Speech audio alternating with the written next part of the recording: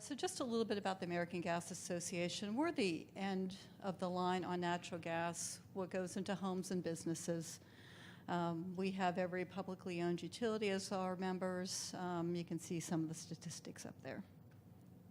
So I'll start with who pays for federal and state oversight of pipeline safety, and this gets to what Graham was speaking about, and the PHMSA user fees. The PHMSA user fees, and again, this is at a very high level, they fund PHMSA and the state pipeline safety programs. I do have a note that some states also charge a state user fee, just another to help fund the state portion of the program. These are assessed on hazardous liquid and natural gas and LNG. So PHMSA looks at its budget and says, how much are we going to expend for natural gas? Okay, that's how much we need in user fees. How much do we need for LNG? How much of our time and effort and the state time and effort is spent on LNG? And then how much is spent on hazardous liquid?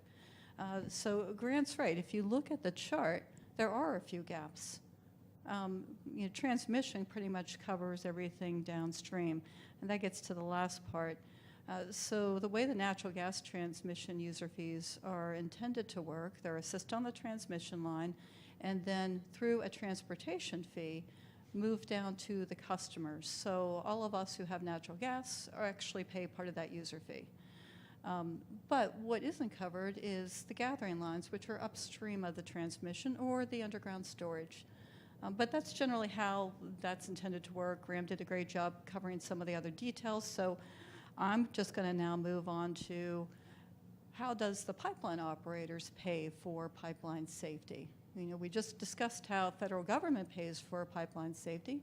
How do pipelines actually pay for it? Well, really, it's through rate making, and this gets to some of what Monique was discussing.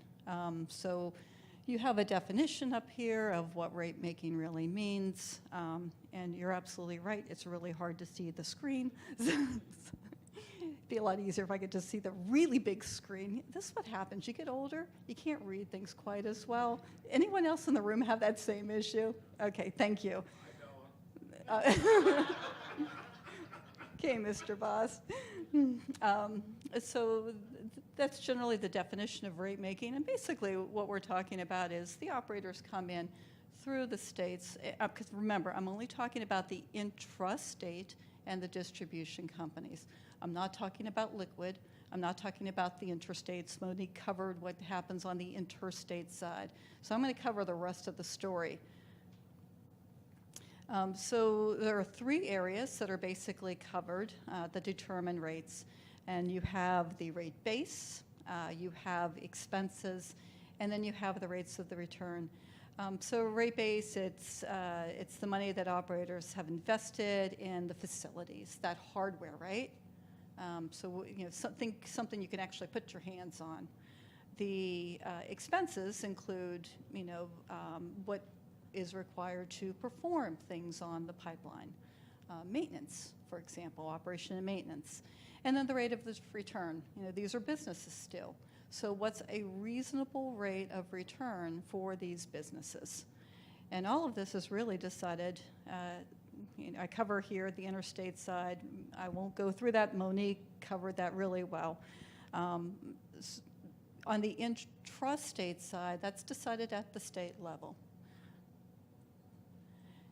And so for distribution operators, and really this also applies for the intrastate natural gas transmission operators, same scenario, exact same way. Distribution purchases gas for the customers. If you noticed on the previous slide, on the interstate transmission side, the gas isn't owned by the transmission company. They're transporting it to the end user. Once it gets to the distribution side, now it's owned. So there's two charges. Typically, if you look at your natural gas bill, you may see a breakdown in two different charges. One is the cost of the natural gas. And it's illegal for a company to earn on what they're charging the customer. Now, there's a little caveat here, so if the company is putting gas into storage, they may be able to earn a little bit on that. But really, for the most part, what they pay is what they send to the customer. Okay, that's one part of the bill. The next is think of it similar to your phone bill. Okay, you're paying the phone company for those lines going into your house or the service that they provide if you have a mobile device. Same thing on the gas side. So you're paying for all of the things that is required to get gas safely to you for that service of natural gas, whether you're a customer, a homeowner customer, or whether you're a business or an electric generation plant. So different ways to break that down. The state commissions regulate those rate cases. So similar to what Monique just said about interstates coming in, very detailed plan. Here is what we want to spend money on. That's what happens at the state level.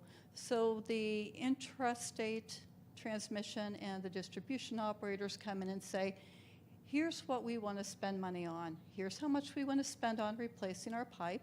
Here's our operation and maintenance costs. Here's the new equipment that we want to purchase, maybe a valve that we want to install. Here are all of the elements. And then it's up to the state commission to decide what's good in the public interest. And it's a balance between pipeline safety and the cost to the consumer. If one gets out of whack, it can impact the other. For example, there's a lot going on right now with replacing cast iron and bare steel on the distribution side. And we're down to, it was a lot of miles.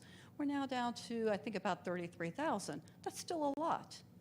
But in order to replace that, the ones that need to be replaced now tend to be the bigger ones. Because the smaller ones are the ones we had more of an issue with. The bigger ones, I use the analogy for anyone that has a cast iron skillet. I have one. It works really well. It's really, really old. It's really seasoned, kind of like me. But it works well. Where you have an issue is something that may be a little bit smaller. So if you have something small on the cast iron side, a little bit more of an issue, a little bit thinner. So operators have been replacing where they see issues, and that tends to be the smaller cast iron. Once you get to the bigger cast iron, guess what? Your costs are really much larger. That means if you're trying to replace that 30-plus thousand miles of cast iron and bare steel that's in the ground now, it's a much higher cost. To impact the customer with that cost in a very short amount of time would drive everyone's bill through the roof. But on the safety side, there's another issue. It's the qualified individuals to do the work. And you want to make sure that if you're replacing pipe, you do it with qualified individuals. You can't do that much mileage with the number of qualified individuals that currently exist, both on the operator side and the contractor side. And by the way, you also have to tear up a number of streets in order to replace those lines. So now think of the impact for those of you that lived in the Boston area and the Big Dig. Think of that on a national scale, because most of the cast iron tends to be in your older urban areas. Places like Boston and Washington, D.C. New Orleans. Actually, New Orleans is pretty good because after Hurricane Katrina, a lot of that cast iron got removed. So I think they're in pretty good shape. But you get the idea. So all of those have to be considered by the state commissioners. And so what we'll see is an operator coming in and saying, we want to replace these cast iron lines over the next 10 years or the next 15 years. And the commission's saying, well, instead of that, which would increase the cost to the customer by this amount, how about you make it 20 and do it which would bring the costs down? Or we see your plan here, but can you extend it out just a little bit further so that they balance out the cost to the customer with the safety? And let me jump down to the next slide. So that really discusses a bit of the role of the state commissions for charges that they don't believe are prudent and into the best interest of the customer. Those are disallowed, and Monique spoke a little bit about that at the interstate level. They review everything from by the way, those are very public processes.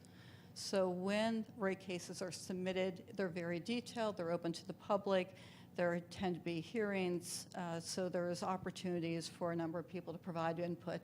And the commission's looking at what is the operator saying, what's the public saying, and what are our experts telling us. And that is really what drives the final decision, which really gets to my last slide. Who pays for safety? And really it all does. We all do, because everything that's done on pipeline safety is passed through to the customer. There are elements outside of kind of extra things that companies want to do that will be paid for by shareholders and others, but for the most part, pipeline safety is really paid for by all of us in the room.